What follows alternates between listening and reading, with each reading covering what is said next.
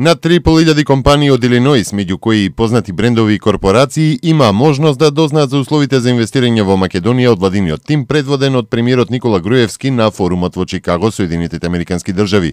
Дел од нив ги најавуваат и плановите за инвестирање, а меѓу нив е инженерската компанија Glenmont Global Solution, која се занимава со инженерство и проектирање и ќе ангажира високо квалификувана работна сила.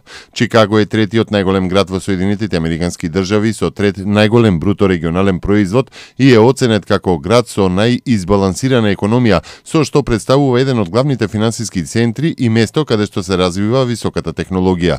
Премиерот Груевски пред присутните инвеститори на форумот меѓу другото истакна дека владата е силно фокусирана кон подобрување на економијата и оти економскиот раст оваа година во првите 6 месеци изнесува 4,1%, што е најголем раст во Европа.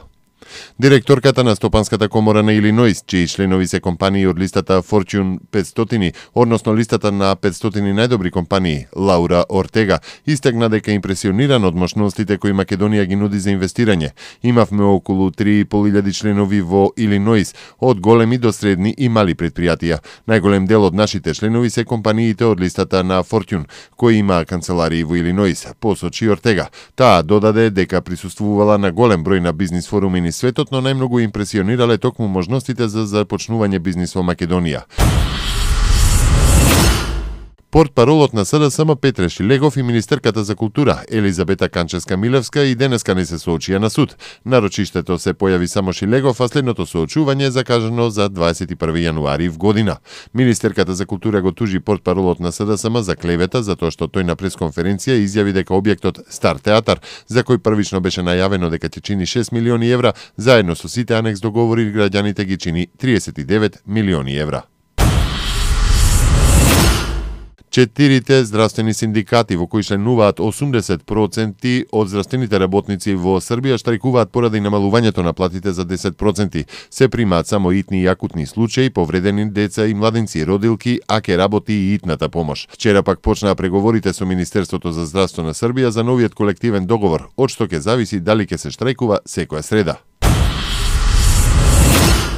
Престојната посета на Србија е нов почеток за цел Балкан, изјави албанскиот премиер Еди Рама, кој ќе го посети Белград на 10 ноември.